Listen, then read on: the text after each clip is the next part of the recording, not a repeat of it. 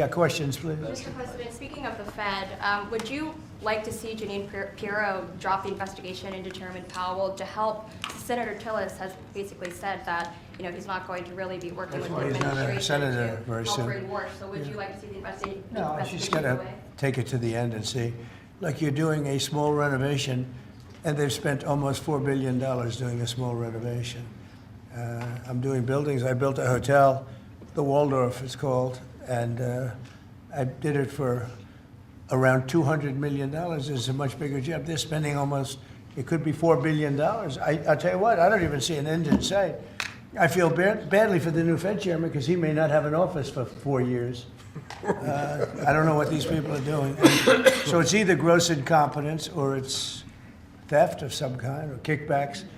I don't know what it is, but Janine Pirro is incredible, and she'll figure it out. But no, you want to take it and just find out what happened, because we can't go around doing a renovation of a small little complex, very small, couple of little buildings, and spend billions and billions of dollars on it. Something went wrong. We have to find out what it was. Yeah, please. Mr. President, thank you. Speaking of renovations, you announced you wanted to build a new and spectacular entertainment complex at the Kennedy Center. Right. Do you plan on tearing it down, and how much will all of the renovations cost? Probably around $200 million. And, it's funny, in real estate and building, I've done so much of it. I've done so well with it. You want to sit with something for a little while before you decide on what you want to do. And, we sat with it. We ran it. It's in very bad shape. It's run down. It's dilapidated. It's sort of dangerous. Things fall out of ceilings. You've seen it. And we had some big events there. We had a lot of great events there over the last year, but you can't do any work because people are coming in and out, and you have the workmen. We have a marble man over there the other day. He said, every time I put down a piece of marble, people are stepping on the marble. They don't even have time to dry. And you can't do the same quality job if you close it, and, we're fully financed. And so we're going to close it, and we're going to make it unbelievable, far better than it ever was. And we'll be able to do it properly. I was thinking maybe there's a way of doing it simultaneously, but there really isn't. And we're going to have something that when it opens, it's going to be brand new, beautiful. I'm not ripping it down. I'll be using the steel. So we're using the structure. We're using some of the marble, and some of the marble comes down.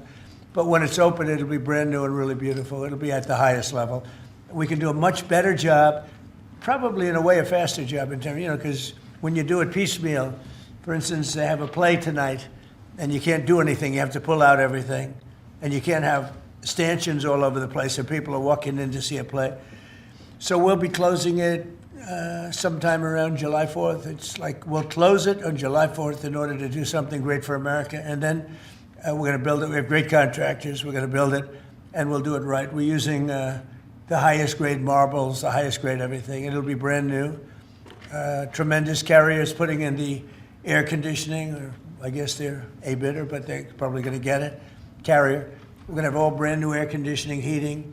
The steel will all be checked out because it'll be fully exposed. It's been up for a long time, but as anybody knows, it was in very bad shape. Wasn't kept well before I got there. So we're going to make it. I think there won't be anything like it in the country. Sir, Mr. President. Yeah, please. About your meeting with President Petro later this week, he's been quite critical of you since you spoke back in January after the Maduro raid. What would you like to hear from him tomorrow in terms of drug trafficking in Venezuela? What are your expectations? Well, he's been very nice over the last month or two. He was certainly critical before that, but somehow after the Venezuelan raid, he became very nice. He changed his attitude very much. So, no, I look forward to seeing him. He's coming in. We're going to be talking about drugs because tremendous amounts of drugs come out of his country. And I look forward to see. We're going to have a good meeting. Yeah. Mr. President, Steve Witkoff is going to be the Iranian foreign minister on Friday. What are you hoping he'll get out of that meeting? Well, you're going to have a lot of things are happening. You have Iran, and you have Russia, Ukraine, and you have the Middle East. We have a lot of things going. A lot of problems were here for a long time before I got here. We settled 8 wars, and I think we're doing very well with Ukraine and Russia. For the first time, I'm saying that. I think we're going to maybe have some good news. We're losing 25,000 people a month are being killed in that war, ridiculous war. 25,000. It was 31,000 last month. Think of it. Young, beautiful kids, you know, the kids of parents, their parents. It doesn't affect us in one way, but in another way, it's 25,000 souls that if I can solve it, you know, we're not spending money like Biden did. He gave $350 billion away. I make everyone pay. And the United Nations, you know, they're a little bit involved, but if you look, take a look at what's happening, the countries of Europe are paying us for the weapons. So we have NATO paying, we send missiles over there, they pay us in full. Doesn't cost us 10 cents. And we make money, I guess, but I don't even want to talk about that, because what I really want to do is save those people from dying. They lose, Mary, can you imagine 25,000 to 30,000 people a month? That's like a stadium full of people every single month. And, you know, I mean, I was blessed with something where I can get these things done. Got 8 of them done. I thought all 8 were going to be more difficult than this one. I thought my relationship with President Putin would give us a, you know, much easier road. But there's tremendous hatred between Zelensky and Putin. Tremendous hatred. I mean, it's a shame, but it's taken longer than we thought. I did call up President Putin, and he's agreed. He's put it out too. They have the same cold wave that we do. Maybe different because it's pretty far away, but it's the equivalent. And Ukraine's a very cold country. It's much colder than us. It's colder than, they say, on average, it's Canada or colder. And on top of that, they have a tremendous cold wave. And I asked him if he wouldn't shoot for a period of 1 week, no missiles going into Kiev or any other towns, and he's agreed to do it. So it's something. What about Iran's nuclear program? Do you think Mr. Witkoff can get a deal on that? Well, we're talking about that. We have ships heading to Iran right now, big ones, biggest and the best. And we have talks going on with Iran. We'll see how it all works out. Mr. President, when did you speak with Mr. Putin? President, the Pentagon released National Defense Strategy last week, and it says Where that, are you from with that nice I'm accent? from Europe, Good. from Lithuania, Baltic states. Good. National Defense Strategy says that U.S. will provide critical but only limited support for European defense. What does that mean, limited support? Will the U.S. still provide? Well, we get along very well with Europe. I do, because, you know, don't forget, I got the GDP lifted from 2% to 5%. Nobody thought that could be possible, and they're giving us a lot of that money. We have the best military equipment. We're selling it to NATO. But I get along very well. But Europe has to be careful because, you know, there are those that say it's no longer recognizable between immigration and energy. You know, it's there's so much potential. In UK, you know, you have the North Sea oil, and they basically close it down. And then they buy energy from Norway, which is the North Sea oil. So you figure that one. And Norway's got trillions of dollars. They have to be careful. You need energy, and you can't do the windmills because the windmills, you're supposed to make money with energy, not lose money. So I'm very disappointed. I love Europe. I love the people of Europe. And they have to be very careful. They're at a tipping point. You have tremendous immigration problems, and you have tremendous energy problems. It's a bad combination. So. Mr. President, thank you, Mr. President. Kristi Noem just announced that you're deploying body cameras to Minneapolis. What's your thinking behind this decision, and do you want to see this? Well, it wasn't my decision. I would have, you know, I leave it to her. They generally tend to be good for law enforcement because people can't lie about what's happening. So it's generally speaking, I think 80% good for law enforcement. But if she wants to do that, I'm okay with it. Remember one thing: we closed the border. I got elected on a disastrous border, and we have nobody coming in through our border anymore. We had 25 million people come in 4 years through our border. Many of them were murderers and drug dealers and mentally insane from mental institutions and insane asylums. And now we don't have anybody coming in. For 9 months now, I mean, they actually report 0. We have 0 people coming in, which I find hard to believe, but the Democrats do that report. They tend to be left-leaning that do that report. So I assume it's true. And if it's not, it's a very tiny amount of people. But we basically have a tremendously perfect, strong border. And also, crime levels are at the lowest point they've been in 125 years. Since 1900, we have the best numbers. And that's despite the fact that we had a lot of criminals and murderers. 11,888 murderers came in. And we have the lowest numbers that we've had in 125 years. So, you know, we're doing a good job. If she wants to do the camera thing, that's okay with me. Mr. President, there was one comment by President D.C. during January. Do you think this is due to your efforts, and do you think blue states should see this as a sign that they should cooperate Well, if there was one, I mean, we haven't had one in a long time. D.C. has become a very safe, there was a in-house homicide. It was in-house. It was a dispute within a family. We have had virtually no crime in D.C. D.C. is now considered a very safe place, and it should be. It's our nation's capital. And we sent in the soldiers. I read the Washington Post this week, and it was incredible. They were trying to determine how did we get so low numbers? The low numbers in D.C. because we have very little crime, if any. And they talked about everything except for the fact that we put our National Guard and great soldiers inside our city. They didn't want to mention that. It's how dishonest. Because if we didn't do that, you'd have tremendous crime in D.C. And I get thanked every single day by people that work in the White House. People, young ladies, men, they come up, thank you, sir, for making D.C. so safe. They walk to work now. A year and a half ago, they wouldn't have walked to work. They would have been killed or mugged or something would have happened to them. So it's, it's a great honor, but you got to read the story in the Washington Post. They do it. Crime is way down in D.C. Now, what's the reason for it? The reason for it is we have very big, strong, good-looking soldiers standing around. And I think they make the place look better. But this is our capital, and we have a very safe capital. We had a very dangerous capital before. Yeah, please. Sir, yesterday you said you were speaking to people about Cuba to reach an agreement. What sort of agreement are you hoping to reach? Is that with the Cuban government? Well, it's a failed nation now, and they're not getting any money from Venezuela, and they're not getting any money from anywhere. It's a failed nation. Mexico is going to cease sending them oil. So I'd like to take care of the people that are here from Cuba. You know, we have many people that came from Cuba that were thrown out of Cuba or that fled Cuba. They came over on rafts. They went through shark-infested waters. I don't know how they did it. And that was many years ago. Many would like to go back. Many would like to at least visit their relatives. And I think we're at a pretty close point. We are dealing with the Cuban leaders right now. Mr. President, the Wall Street Journal reported that the royal family of Abu Dhabi invested hundreds of millions of dollars in your World Liberty Financial. Can you explain why you decided to take that investment? Was that a transaction? Well, I don't know about it. I know that crypto is a big thing, and they like it. A lot of people like it. The people behind me like it. My sons are handling that. My family is handling it.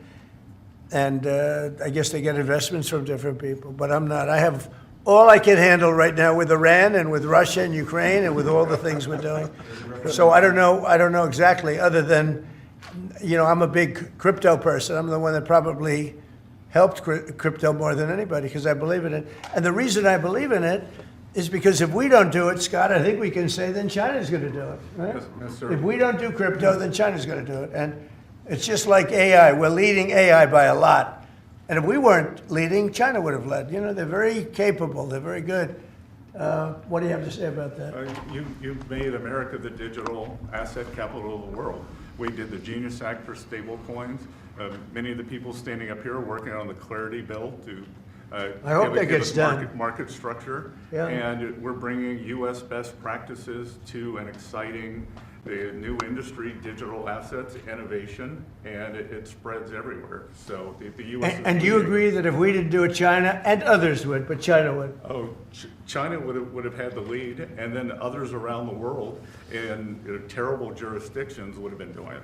And on Iran, sir, can you say what your threshold of military action is? Well, I can't tell you what I'm going to do because right now, we have a tremendous force going there, just like we did in Venezuela, even bigger. And they'll be there soon, and I'd like to see a deal negotiated. I don't know that that's going to happen, but I mean, if I knew, I wouldn't be able to, I wouldn't tell you. I'd be very foolish if I would tell you. But right now, we're talking to them. We're talking to Iran, and if we could work something out, that'd be great. And if we can't, probably bad things would happen. Mr. President, There's two polls out Yeah, today. please. On the government shutdown, do you think there could be a resolution to this issue? And have you gotten I do. assurances from House Republicans? Well, I spoke with Speaker Johnson. I spoke with Leader Thune. And I think they're pretty close to a resolution. We were at 5.6% GDP, and we lost 1.5 points because of the 42-day shutdown. Think of that. We would have been at 7. Nobody ever saw a number like 7. And I think, Howard, probably 1.5 points was the number, right? 1.5 for the shutdown. Exactly right. And it's very bad for our country. But despite that, we have the highest numbers we've ever had. You know, we're doing well. We're going right through it. But I will say that I spoke with Senator Schumer numerous times, and I don't think they want to see a shutdown either. Mr. President, are you going to sue Trevor Noah? Last night in a post, you alluded that something could be coming. Yeah, his well, way. he said Are you that, planning to he sue said him? that I spent time on Jeffrey Epstein's island. I didn't. I mean, he's a lightweight, this guy. He's a terrible, I think he's terrible. I thought he did a terrible job at the Grammys. I thought the whole Grammys was terrible. I watched part of it. It's not watchable. But he was a lousy host. I'd say not as bad as Jimmy Kimmel, but pretty close. And no, he made a statement about me and Jeffrey Epstein. I have nothing to do with that. I have nothing to do with Jeffrey Epstein. And in fact, if you look at the DOJ, they announced, they released 3 million pages. It's like this is all they're supposed to be doing. And frankly, the DOJ, I think, should just say, we have other things to do, because that whole thing has turned out, I mean, other than Bill Clinton and, Bill Gates and lots of people that there are a lot of questions about it, but nothing on me. But it was even sort of better than that, because they found that Jeffrey Epstein and this sleazebag writer named Michael Wolff were conspiring against Donald Trump to lose the election. So Epstein was conspiring with a writer for me to lose the election. So right there, you know that I had nothing to do with this guy. But yeah, it's a terrible thing. The amount of time that's being wasted. When Epstein was alive, like 10 years ago, nobody cared about it. But they're only doing it. But now it's really hitting back on them because Bill Clinton is such a big part of it. The Democrats are pushing it. And the problem is that it's turning out to be the Democrats that were with and conspired with Epstein. So I think you're probably going to see a little pullback from them. But think of it. They were working together to try and help me lose the election. But this is the Oval Office, so I guess that didn't work out too well. Okay, one more question. Mr. President, do you have an update on U.S. troop level in Europe? Are you planning any force reductions? Now, we have a great relationship with Europe. We have a great relationship with our troops. One of the best things that I can say is that if you go back a year and a half ago, so I'm running for election, they had the worst recruitment numbers in the history of our country. Nobody wanted to join the military, or nobody wanted to join the police. Nobody wanted to join the fire departments. We couldn't get anybody to be a proud member of our country. And now, Doug, as I told you before, now we have the best recruiting numbers that we've ever had in our military. Army, Navy, Air Force, Marines, Space Force we love, and Coast Guard. I love the Space Force. It's doing great. But now we have waiting lists on everybody wants to join. You know why? Because people are proud of our country. Because our country is doing great. I think Mary can say the same thing. You had lots of people not working so well, and now you just wish you could get them in faster. I know that it's hard to get them. Yeah, we continue to bring people in and have training programs. We're Right. investing in the U.S. Training workforce. people. Yes. But 2 years ago, you didn't see anything like this. It's amazing what's happened. So we have the number one, in the history of our country, we've never had more people that want to join our armed forces than we do right now. And a year and a half ago, nobody wanted to join. They were embarrassed by our country. They were embarrassed by our leadership. And now they're proud of our country, and they're very proud of our leadership, and a lot of the leadership is right behind me. Thank you very much, everybody. Thank you, press. Thank you, press. Thank you. Thank you, press. Let's head out. Thank you, press. Thank you, camera, for going. Thank you, press. Start moving. Thank you, press. Let's go. Let's go.